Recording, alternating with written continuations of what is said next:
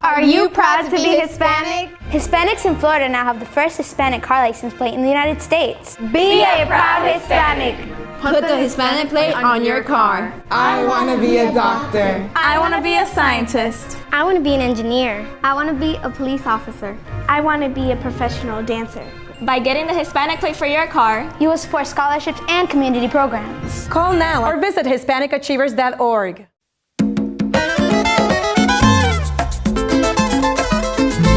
Hay baile en el vecindario, todo es fiesta y alegría, porque ya el boricua tiene la cerveza que quería.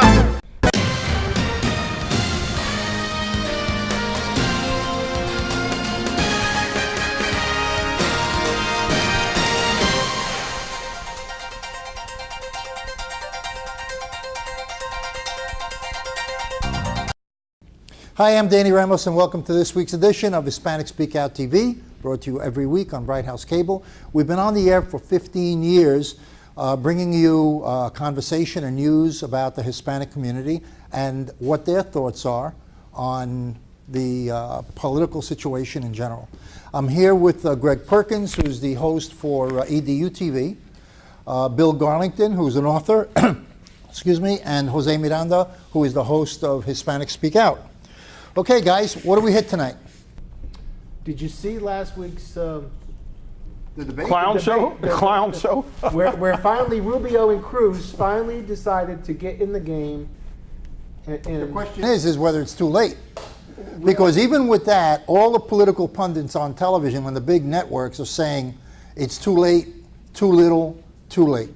Right. Yeah, they should have been taking it to him a long time ago. But you know what? Even no matter how strong it is, Trump is still resonating with the concept of his message, and that's building the wall. Let's stop people taking advantage of the United States of America. Why do we give? He's right. He has no plan. He was caught. He has no plan. He has no plan. He has a conversation, but he has no plan. No plan. I don't care what you ask him. He has no direct idea what he wants to do, and unfortunately, he's catering to those crazies that are out there, gun-toting, tobacco-chewing, spitting, that kind of stereotype. Come on now, Jose, you stereotyping, man. Well, that's 49% of America, so it must be spitting and chewing tobacco. I'd like to have some interest in that company. I'm going to have to. He's got 40. A national poll show he has 49% of the country. He will lose. He will lose against Hillary Clinton if he gets the nomination. That's if Hillary Clinton doesn't get prosecuted. There you go. My liberal friend is correct. Donald Trump has no plan whatsoever. He lines. I still wonder sometimes if this guy is serious. Who? Donald Trump. About himself. He plans to get in office playing poker. Yep. Okay, not knowing a damn thing, and having the people around him. What am I supposed to do? Barack Obama really knew what he was doing. And look what the disaster it is. George Bush knew what he was doing in the Middle East. I think Barack did a pretty good job. And even and your Lord and Master Ronald Reagan. No, okay. His wife was behind him. I saw him on TV, like running. What is it? He was a quarterback in some kind of college thing. Okay, all right. Okay, Bonzo goes to college or something. Yeah, okay, so he did the same thing in the White House, brother. You mean like Hillary quarterback Bill Clinton's love affairs? You know. Okay. Now this thing is starting. Now this is starting to sound like the Republican debates. Let's go back and talk about them. Okay. We're gonna make Orlando great again. So, who are you going to vote for? You still with you? I got to get you because you admitted on TV that you were with Bernie Sanders. Here's why I have my absentee ballot in my bag here, right? Yeah. Man, I'm telling you, Hillary's starting to look a little better now, right? Because Bernie, he just keeps preaching that same message. I'm like, come on, dude, you got something else? Like, I like the free college tuition. Listen, Hillary the other day. Well, he's also got single. Hillary the other day said on national television, "We're going to make America great again." Who said that? Donald Trump. She's stealing lines from Trump in order to gain momentum. I said I was going to vote for Bernie, but I don't know if he's going to be electable now. So I like what Hillary's doing with the black. You know, she's saying she's going to do some stuff after Americans. Come on. I know they all say that. But. Well, I don't really understand why you like Hillary I don't Clinton. understand. What I don't understand is you say, oh, she's going to do something for blacks. She was there with Barack Obama for 6 years. They didn't do anything for the black community. What do you want the Secretary to say? No. Barack Obama. What do you want? They did one thing. They oppressed the black community. They're oppressing. They're what? They're oppressing the. I don't feel oppressed. No. Well, I don't feel oppressed, Greg, Bill. you feel oppressed? I don't know about it. I'm gonna free you, bro. Don't worry about it. Listen, the black community, unemployment's gone up. Yep. The income has gone down. And for the first time in the history of the United States, the middle class is lower than 50% of the population. The middle class. Where you been? What are you talking about, the black community? Okay. You mean the Great Hope came in and he didn't do anything? No. Right. Do you want the president what? Yo, what's up? I'm gonna take care of you, my brothers. You want that to He's the happen? president of all. This is the president of all the people, not just one people. Yeah. Well, I tell you what he could have done. He didn't have to give Iran $15 billion. I know that goes to that concept. The money so could Reagan. So could the two Bushes. So could the Clinton. That's right. Go on and on. Every president, all the way down to Eisenhower. All right, so what you're saying is what I said last week, and that is poverty is institutionalized in the American system as a way of life and a structure of government. Why didn't Eisenhower do it? Listen, Why Jose, didn't Eisenhower do it? We're not talking about Eisenhower. We're talking about Barack Obama. We're talking about every president has had opportunity and didn't do anything about it. Including Bill Clinton, including Hillary with Barack Obama, and including Barack Obama by himself without Hillary. They didn't do anything for the black community. The Secretary of State Johnson is not involved in changing those things. Okay, sorry. You're blaming her for the neighborhood. She's Secretary of State. You're Secretary of State. What are you blaming her for? Her is for that she sat at the table with the president. She Right. knew she was going to run for president because that was preordained. Okay. Okay. And what's your point? she did nothing, and neither did Barack do anything. But Danny, you knew dadgum well that Barack could not say, "Okay, here, black people, I'm going to do it." They would have thrown him out so fast. You can't do that. Hispanics. What do they do for Hispanics? He let 100,000 Hispanics come in, and then he gave them money. You know Ronald Reagan? Them financially. Ronald Reagan, he let them all in too. Gave them amnesty. Ronald Reagan let in by law. He was allowed to do it by law. Barack Obama did it on executive decree. There's a big because Republicans were filibustering him. We're getting away from the basic premise. Yes, that Republicans got to go. Has done nothing for the black community in this country. No, he put a basketball court in the White House, so that was pretty good. Angry, and he gave happy. I'm not angry. I'm laughing. And he gave a key to Al Sharpton to go in through anytime he wanted. No, he don't. Oh, please, that guy. There you go again. Down the road. Al Sharpton just showed up at the White House. Well, there you go. You asked him who he's voting for. I'm still voting for Ted Cruz. I think he will be the nominee. How about you? I don't think so. No, I don't think he'll be Nobody's going to vote for Cruz, but you're the only person that's going to vote for Cruz. Who are you going to vote for? Myself. Okay, so you're dropping Hillary? Jose's write-in candidate. I'm a write-in candidate. A frying pan. I am a write-in candidate. And empanada in every pot. Oh my God! Sorry, Hispanics. How you gonna go there like that? Seriously? That's how you gonna go? I'm joking. I like empanadas, by the way. They're very good. I can't believe that you're going down that road, man. They're very good. Well, at least we agree that a poverty class in the United States is institutional. It's part of the institution of government. I am saying it's been that way forever. You're right. Okay? What president coming up do you think is going to change that avalanche that they're up against? Okay. Trump. They should and do how do you change it? $1 million. Let me tell you this. Okay. Everybody thought, that Barack Obama was the big hope was Barack Obama. Everybody thought that. That's why he got in. That's why he got in on a landslide. Okay. He got on a landslide because it's time for a change. We got into a war that we didn't belong into. Okay, no, it was a no-brainer. Right. You had a guy that was willing to put us into a war for no reason at all, with our national treasure, and it was dying. Okay. You got it? Now my turn. Okay. Hillary Clinton took that, and she devastated the Middle East. There is no standing government in Libya. Libya has no government. All they have is marauding murderers and ISIS. I'm sorry. Egypt collapsed. They've had that for how long? No, they didn't have that before. Egypt collapsed. Oh, really? That was a democratic place? The Middle East is a disaster under Hillary Clinton's foreign policy Secretary of State experience. Total disaster. War all over the place. People being murdered all over the place. Anybody who has a gun goes up and shoots people and robs them. You mean like Chicago or Boston or? No, I'm not talking about Massachusetts. Chicago. No, I'm talking about the town that Barack was born in, Okay. Chicago. That's what I'm talking about. We only have 1 minute left, guys. Yeah, we should do that plan we talked about. Which one? Give everybody $1 million one time. Listen, that's not even $1 million. Give everybody $100,000 so they can buy their own home. Everybody in the country. Let's go $500,000. You know what? $500,000. That would be 1/10 of 1% of what Barack Obama gave to Iran. 1/10 of 1%. Or Halliburton. Come on, man. Or the Bushes gave to Halliburton. But I'm single, so I don't have a wife, so I wouldn't. You can still get your money too. You should qualify. That's right. You get your money. Every adult in the United States will get $100,000. No, let's go $500,000. Let's go $500,000. Let's go $500,000. $500,000. That's a. We'll let you gotta live buy in a car the and a shack. house. Don't worry Gotta buy a about car and a How house. about 100,000 in every pot? That's what I say. Okay, And I'm with that. Petty cash. You should run for How about a mule? Yeah, I'm gonna run. I'm gonna run fast. That's what I'm gonna run. He's Danny Ramos. We'll be right back. We're gonna take a little break now. We had a lot of fun. Thanks, guys. I am for the child who's had 7 addresses in a single year because she's in foster care, because her father abused her, and her mother couldn't believe her. She is the child I am for. I am a volunteer child advocate. I am you. Florida residents call toll-free 866-341-1425.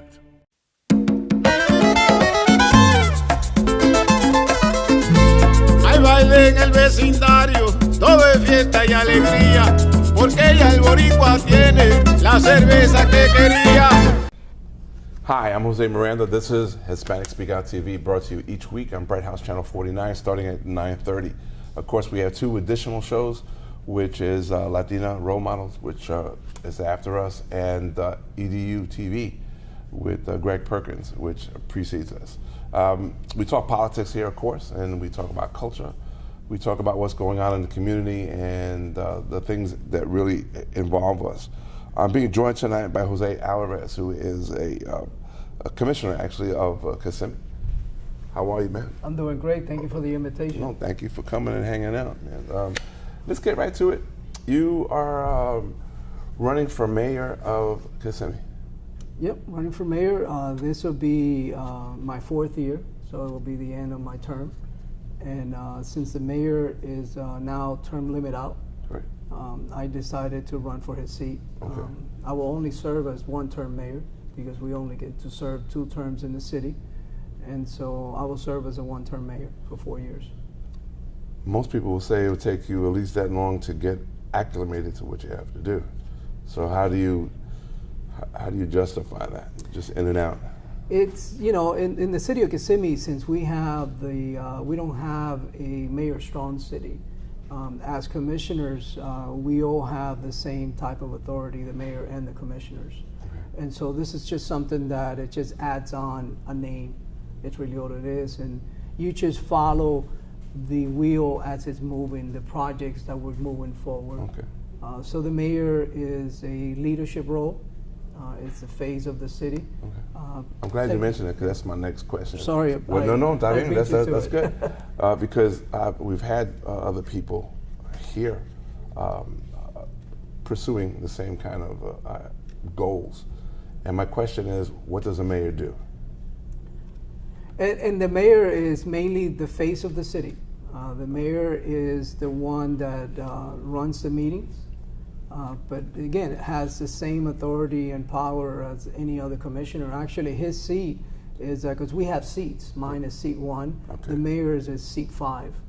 So Okay. the mayor, anything that he signs, anything that he has to do is authorized by the full commission for him to do. So mayor's almost like a glorified cheerleader? Is that what you're saying? Well, I don't want to say a glorified cheerleader. I don't think our mayor will like that I call him a cheerleader. The mayor, like I said, is someone of integrity, someone that runs the meeting like a chairman in a committee that's running the meeting. He or she that's mayor can advocate a particular position and push for that goal or that desire that they want to. Maybe they want more lights, maybe they want crossing guards, maybe they want shoe trees. I don't know whatever the city wants. Yeah, and what it is we all sit in our city commission. We make motions of certain things that we want to see done. And then it's the flavor of the commission. It takes 3 votes to pass anything. So it doesn't mean just because he's the mayor and he says, I want to do this, and it gets done. He has to bring it up in the commission. The commission has to believe in it. And then he needs 3 votes to get anything passed. Okay. Now, your town, your city here in Florida has been called Little Puerto Rico.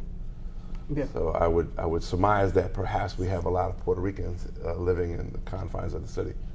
How do you address the growing changes that the influx of a more of a minority population is coming?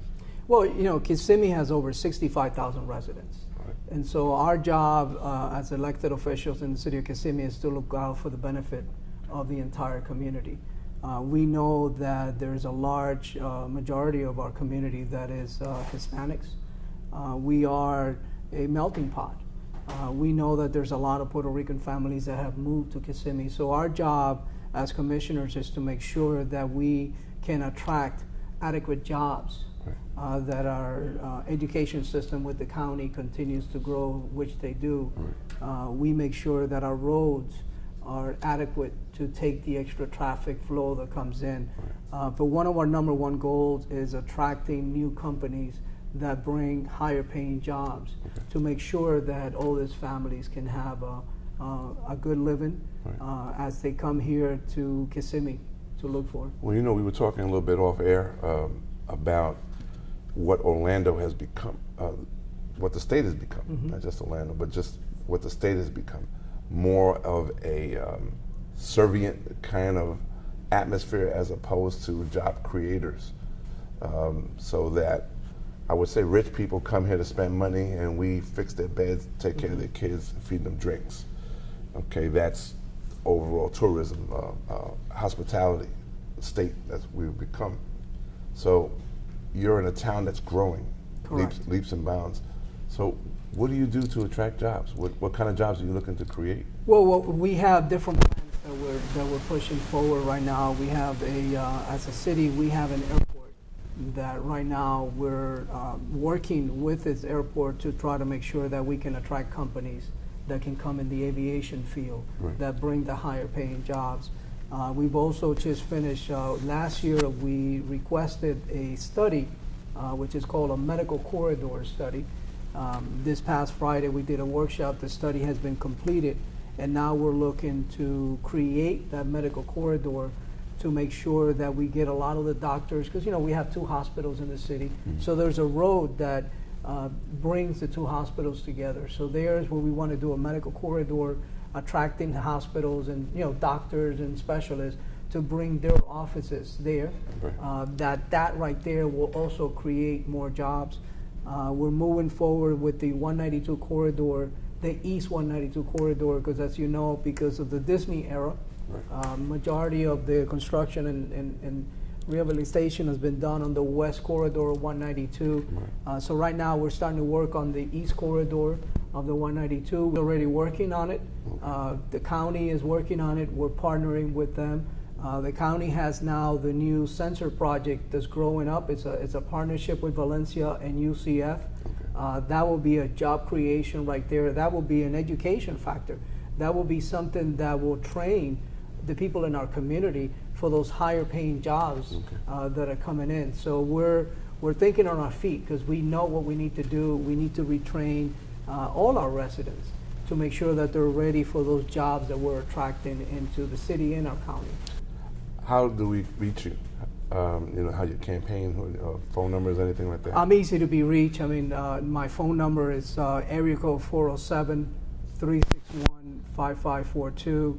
And my email address for the city is jaalvarez@kissimmee.org. We're in the public eye.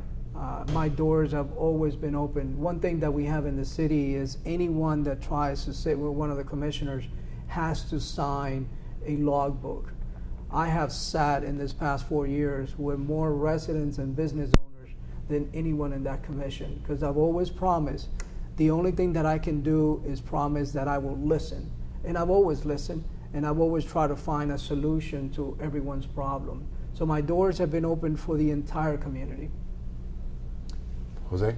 Thank you so much, sir. I appreciate it. Thank Jose you. Alvarez running for mayor of Kissimmee. I'm Jose Miranda. This has been Hispanic Speak Out TV. We'll see you again next week, same time.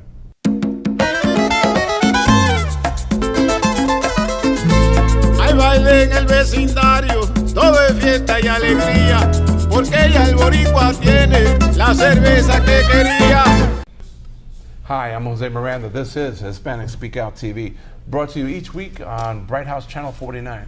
We come on at 9:30. The show that precedes us is Education TV with its host, Greg Perkins, and is followed by Latina Role Models. I'm being joined tonight with Anna Escamani, who is with Planned Parenthood and director of such. Hello, how are Always you? great to see you, Jose. And let's get right to it.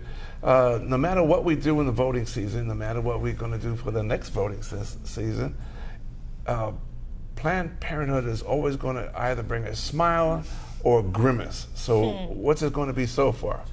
Well, I can tell you that for me personally, you know, working with Planned Parenthood, I'm always smiles, but unfortunately, whenever I go to Tallahassee, it tends to be a grimace. It's been a pretty tough legislative session for us so far. Okay. People want to take funding away from you because you do all course of horrible things. You kill babies, you prevent babies, you don't want any babies. Isn't that true? No, okay. That is absolutely not true. All right, what's true on this? Well, I think that there is this deep opposition to safe legal access to abortion, right. And that has been used as a political football to politically attack Planned Parenthood and those who come to us for services. You know, 1 in 5 American women have been to a Planned Parenthood health center at some point in their life, and in Florida we serve over 70,000 patients. So we're talking about defunding. We're really talking about those Floridians being restricted access to care. Yeah, but people, I think the propaganda is all the money goes into eradicating babies, you know, and so how true is that? I mean, there is this myth about taxpayer-funded abortions, which right. is not true, and the Hyde Amendment prohibits any federal funding to go towards abortion unless in cases of rape or incest or life of the woman. Sure. What we do know is that federal funding for Planned Parenthood comes in the shape of Medicaid reimbursement, which is the dynamic of a patient with Medicaid comes and sees us, and so they can use their Medicaid HMO to access those services, and we reimburse for those services rendered. So we're talking about birth control, STI testing, HIV test, well woman exams, and you know, right now in Florida we have the highest new rates of HIV in this state. Really? Yes. We should be talking about, you know, increasing access to care, not reducing it, and talking about building a healthier state. Well, the myth is, or the allegation is, that you try to make sure that every woman has that baby. Is that what you're in for, or you're allowing the woman to speak for herself? The mission of Planned Parenthood is for every person to live a happy and healthy life, making informed decisions that are best for their health and their well-being. And so we want to make sure that no matter what your personal situation is, that you have the options to decide what is right for you and your family, for your faith, and your health. I always ask this, and a lot of people, what makes other people qualified, especially if they're not women, to actually speak for a woman's body? And yet, too, you'll find a lot of women, especially women in the other parties, some women of other parties who would say it's against God's law. So what do you say to all that religious stuff thrown in there? Well, I think it's a personal decision. You know, and for some folks, it is about faith, and we respect that completely. And for many people, you know, make the decision about family planning based on their faith, and that is honorable, and that should be always allowed. I mean, when it comes to, you know, what we believe in, we believe that every person should make a decision about their family structure, about their personal life, based on themselves, their faith, their family, and their doctor. Politicians don't play a role in that. Protesters don't play a role in that. Right. It really is between that individual and the elements that they decide to integrate into the decision. Planned Parenthood is so dangerous that you can lose your life going to one. How do you respond to that? So we work every day to ensure the safety and security of our staff and our volunteers. Right. For me as a staff member, I definitely understand the dynamics of around Planned Parenthood. I mean, politically, the rhetoric has been very extreme, where we saw the shooting in Colorado Springs, and there's been shootings before that towards our providers. I mean, you know, honestly, it breaks my heart, and we were, you know, pulled to our knees because of this recent tragedy, but it is part of this pattern, and it's fueled by hateful rhetoric that we've seen politicians use. And so for me, it's all rooted in abortion stigma. The more we let abortion abortion stigma and stigma around birth control persists in our society, the more likely these type of things are bound to happen. And so we need to have open dialogue, open conversations, and break that stigma. And I will stress to anyone who comes to Planned Parenthood, your safety is our priority. And so we actually have, not only do we have staff on site that are professionals in security, but we also have volunteer escorts who walk patients from their cars to our front doors to make sure that everyone feels safe. The statistics show that a majority of Americans agree with your position about allowing women to make their own decisions and things. Yet, I know for a fact that the Republican Party will say that the majority of Americans say just the opposite.